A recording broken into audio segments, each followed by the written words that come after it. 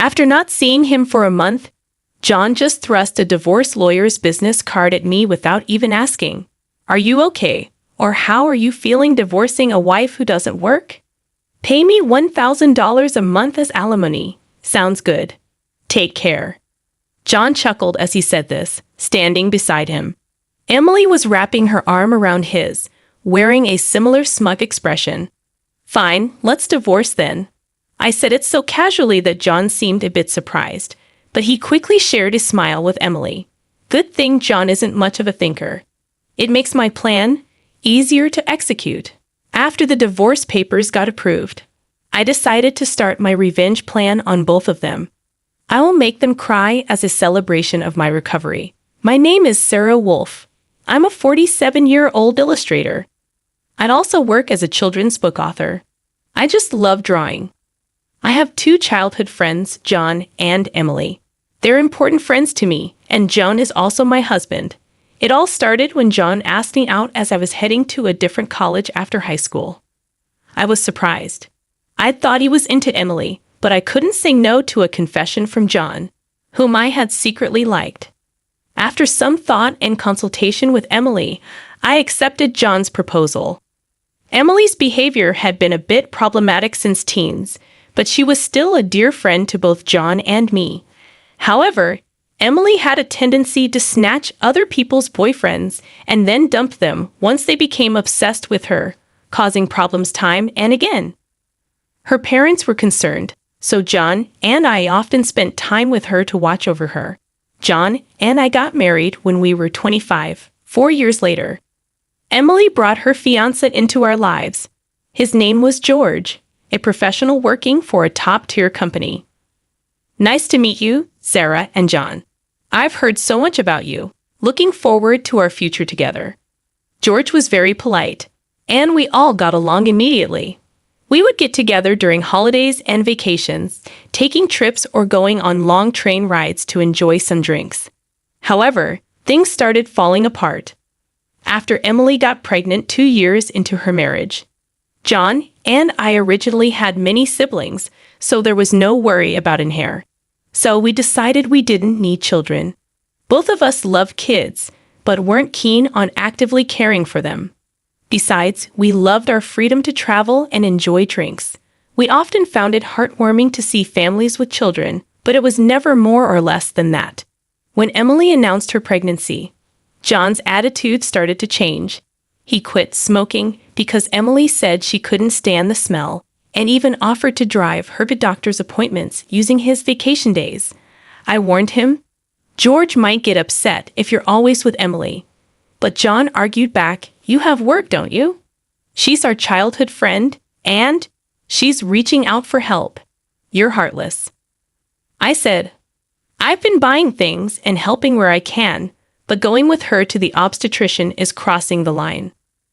When I said that, John frowned, and then he glared at me. "Why?" "Because Emily wants it, right? She says she's anxious about the checkup.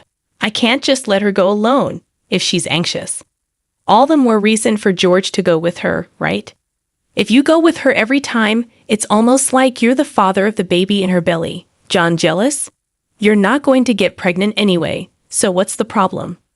He didn't take my concerns seriously, and instead started to snap, saying I was being annoying. We had hardly ever had a fight during our marriage, but things changed when Emily got pregnant. Our arguments increased, and that didn't change even after Emily gave birth. In fact, John started spending even more time with Emily and their child, Emma. But when Emma was 6, an incident occurred. It had to do with the attendees of Emma's graduation ceremonies. The day before the graduation, John suddenly started rummaging through the closet. "John, what are you doing? Have a meeting tomorrow." John's workplace had a casual dress code, but there was a rule to wear a suit during client meetings, so he always kept a few suits ready. But they were all thrown on the bed now. No, just trying to decide what to wear for the graduation ceremony. "What? You're seriously thinking of attending the graduation?" "Yeah, George can't make it. Emily asked me." "Wait, that's absurd. No matter how you look at it, I inadvertently raised my voice in denial. Immediately, John's face turned sour.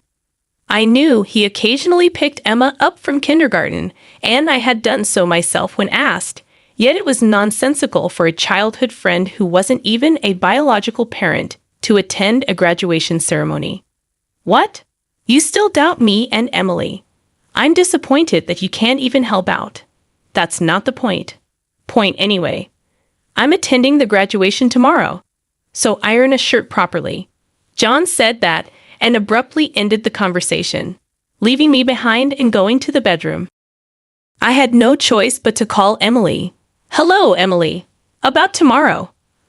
Sorry about tomorrow. I'm borrowing John. But won't George be upset about the graduation attendance, Sarah? What are you talking about? Obviously, I haven't told George that the graduation is tomorrow. I'll tell him after the ceremony. I was shocked to learn that George didn't know about the graduation schedule. Upon further questioning, it seemed that Emily hadn't informed George about any of the kindergarten events so far, and John had been acting as the father at the kindergarten, which made me dizzy with its selfishness. Wait a minute, Emily. Isn't that extremely unreasonable? It's disrespectful to George, and just because he's a childhood friend, eh? What's wrong? Sarah. You're scary. Well, see you tomorrow. Wait, Emily.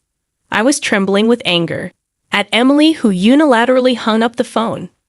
Still, in the end, I ironed a shirt, prepared a tie, and the next morning saw John off to Emma's graduation ceremony.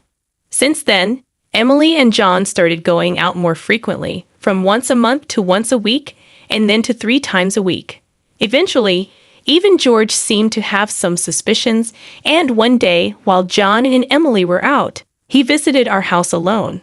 I'm sorry for visiting you late at night. There's something that's been bothering me. Is it about the 2 of them? Yes, I would like you to take a look at this. George showed me the GPS history he had installed in Emily's car. It showed that she had been staying at a hotel 3 times a week. All of those days, she was out with John, and just by looking at George's face, I understood what that meant. What do you want to do, George? I want to take revenge on those 2. Me too. I can't forgive them for betraying us after all this time. We started planning our revenge on them secretly. First, I started by increasing my income because I had been saving by doing housework and taking care of Emma. My income had drastically decreased. George switched to working from home. And when Emily and John would go out, he would bring Emma to my house, and we would take care of her together. Neither Emily nor John realized that we knew about their relationship, and we were able to gather solid evidence. Once we had collected enough evidence and were ready to take our revenge, we discovered a shocking truth about Emma. George and I struggled with the decision, but we both agreed that we didn't want to hurt young Emma, so we decided to wait until she was an adult to take our revenge. However, even though we decided to endure for 10 years, I was struck with a serious illness. I needed long-term hospitalization, and even at best, I wouldn't be discharged for at least 2 years. Although I could work from the hospital room, it was certain that I would have to reduce my workload. After informing George about the situation, I consulted John. However, John's reaction was no different from when we were making small talk. I'll visit you once in a while. I felt that John no longer had any affection for me, as he didn't even ask about my condition or the name of the disease. In reality, John only visited once a month or once every 2 months, and after Emma's 15th birthday, she started acting strangely. Although she used to visit me almost every day right after I was hospitalized, she became distant after her 15th birthday. However, neither George nor I could figure out why, and we were puzzled. Even when we asked Emma, she just said, "Don't worry about it." However, we ended up learning the reason from John, who rarely showed up. Hey, it's been a while. Yeah, it has. John, who had completely transformed into a flashy appearance, walked in without even knocking. After not seeing him for a month, John just thrust a divorce lawyer's business card at me without even asking. Are you okay? Or how are you feeling divorcing a wife who doesn't work? Pay me $1,000 a month as alimony. That's the deal. So take care. John said, grinning from ear to ear. Beside him, Emily wrapped her arms around John's with a similar expression on her face. Fine, let's divorce then. I casually agreed, which seemed to surprise John for a moment. But he quickly exchanged smiles with Emily. It was good that John wasn't the type to think too deeply. That's why my plan worked so well. After receiving a notification that the divorce was finalized from John, I decided to start my revenge plan against the two of them. I will make them cry as a celebration of my recovery. I promptly started to take action. First, I contacted George to transfer hospitals. Then I informed my lawyer that they would be mediating between the two parties from now on. George also began to act at the same time. He moved near my new hospital with Emma, and he started to visit me frequently. Emma still had a gloomy expression, but I was happy that she came to see me every day. Most of my belongings were already in the hospital room. So I told John to dispose of the rest. I didn't want to bring anything that the two of them might have touched into my new life. Once the hospital transfer and George and Emma's move settled down, I received a call from John. I had only left my seat for a few minutes, but my smartphone already showed 30 missed calls. I answered the phone, feeling exasperated. What? Hey, what the hell is going on? I could hear the voice of a troubled real estate agent behind John's panicked voice. I also heard Emily yelling, which made me feel sick. What do you mean? What's going on? It's obviously about the house. Why do we have to move out? John shouted at me as if it wasn't his fault at all. I replied to him coolly, obviously because that's my house. Huh. John seemed to have completely forgotten. But the truth was the house we lived in was a room I rented as a workspace. When I started to make a living as a freelancer, at that time, I didn't have enough income to maintain two houses, and John didn't have enough income to live alone. So he ended up moving into my place. Therefore, Jan had never paid the rent or utility bills for that room. Although I received some money from him for living expenses, it wasn't enough to maintain the place. Unfortunately, that room was already canceled. It was far from the hospital I transferred to, so I had processed the cancellation the day after submitting the divorce papers.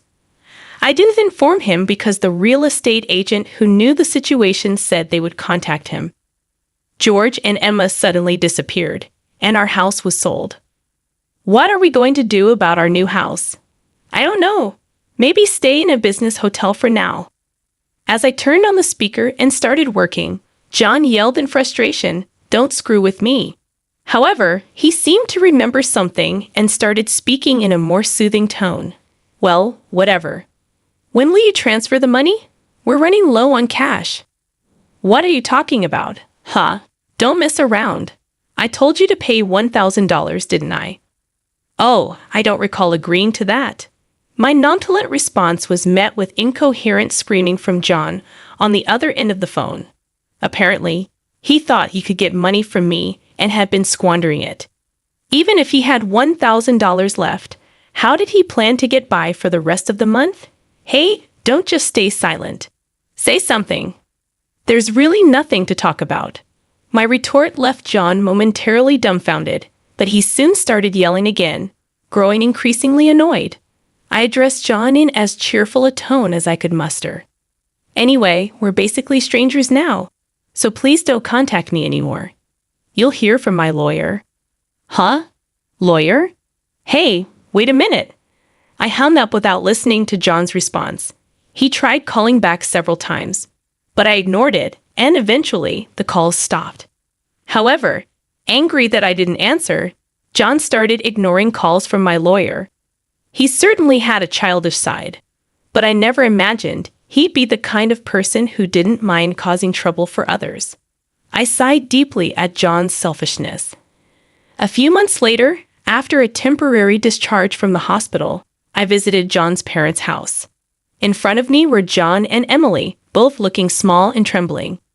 You telling my parents is a low blow. Oh, I just reported that we got divorced. Jan glared at me in response to my answer, but he shrank back under his father's stern gaze. Actually, I had a great relationship with my in-laws, even visiting and dining with them when John wasn't around.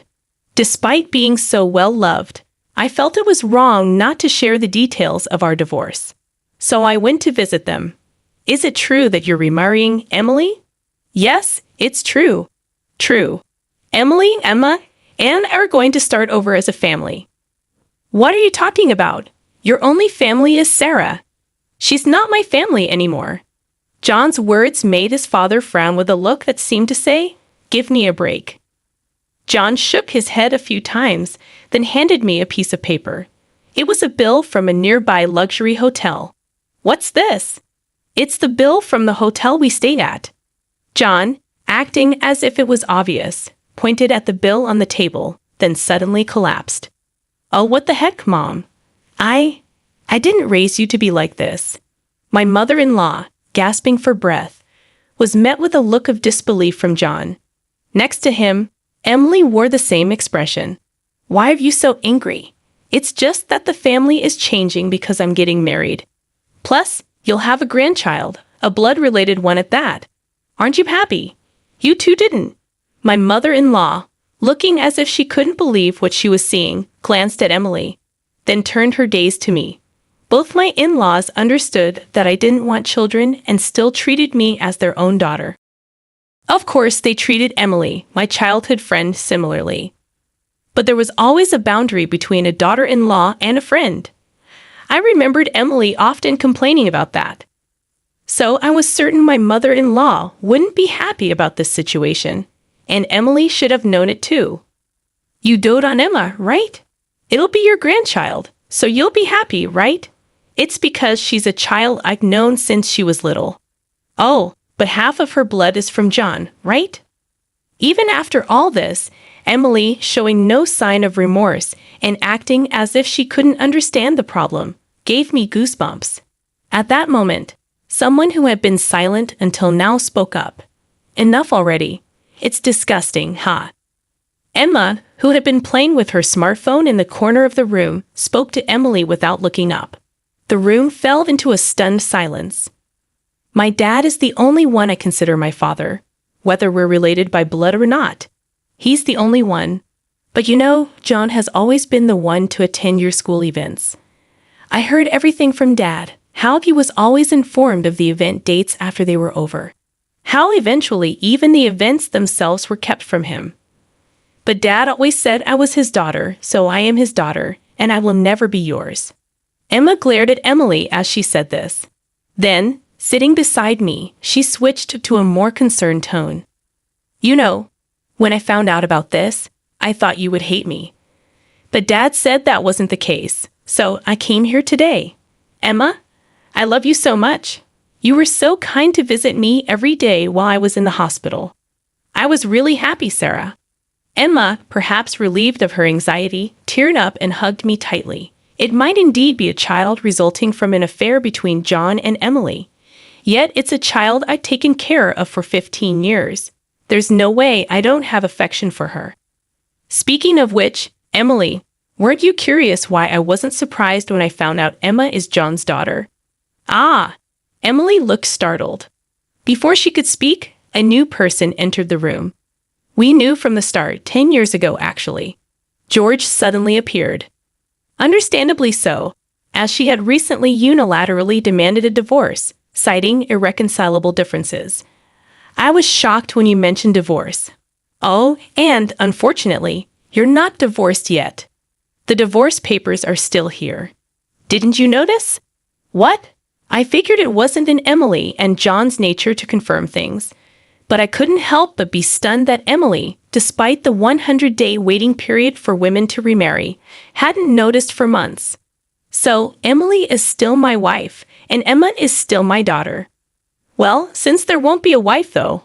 Wait, what do you mean? A 15-year-old can choose their parent. That's not true. Emma wants to be with Mom, right? Emily said that and looked at Emma. Emma frowned at Emily and held my hand. Emily was speechless at that and glared at me. Then John suddenly burst into laughter. So that's what it is. You two are together, huh? But too bad. Isn't it impossible to live on George's salary alone? Can you stop making weird assumptions? Also, it seems George earns double the amount you think. Emily knows about it, huh? It's probably a bluff. A lol. Besides, it's impossible for you to work while dealing with your illness. You'll just die miserably somewhere. This time, I laughed at John's huge misunderstanding. John, seeing me suddenly start laughing, was getting frustrated. You didn't know about my income, did you, huh? It's probably just a bit more than a part-time job. No, it's different. My annual income is $500,000, huh? John's eyes and mouth were wide open in shock. Emily was also stunned. In fact, over the past 10 years, I had become a popular children's book author, and my income had skyrocketed from essays, interviews, and the like. Moreover, a film adaptation is planned soon, so my income is skyrocketing. Liar. Oh, do you want to see this? I said that and showed Emily my bank account screen. It clearly showed a large amount of money being deposited every month. Emily was at a loss for words when she saw it. Sarah, let's make up, huh? What are you saying? Emily was furious at John's words. Blinded by the money, I watched them blankly and then opened my mouth. Well, if you want to get married, feel free. Oh, and I'll definitely take the compensation for damages, Sarah. Wait, Sarah. Ignoring John's words, I took Emma's hand, and after saying goodbye to my in-laws, I left their house. John originally worked at my father-in-law's company, but it was revealed that he was lying about going out for sales, and he was fired. My father-in-law planned to forcibly put him on a friend's fishing boat and work him to the bone. Working on a fishing boat was tough for an indoor-loving John, and he contacted me several times. But each time, I notified my father-in-law, and eventually, the calls stopped. Emily lost custody to George and got divorced. She seemed uninterested in John, who couldn't afford luxuries and didn't seem to chase after him. She was disowned by her family and lived alone in a rundown apartment. She hadn't worked at all since getting married, and since she had always made others do things for her, she couldn't do anything herself. And there were hardly any places that would hire her as a full-time employee. Still, she had to pay for her living expenses and child support, so she worked multiple part-time jobs and barely made ends meet. After entering high school, Emma worked hard every day to study abroad and go to a prestigious university overseas. Being originally diligent, her dream is to translate my picture books and deliver them to children all over the world, which makes me happy. As for me, my picture books are selling well, and I am receiving more and more offers for anime adaptations and merchandise. My illness is also progressing well, and although I am still hospitalized, my doctor recently told me that I might be able to leave the hospital next year. And one more thing. George and Emma come to visit me every day. Actually, George recently confessed to me with remarriage in mind.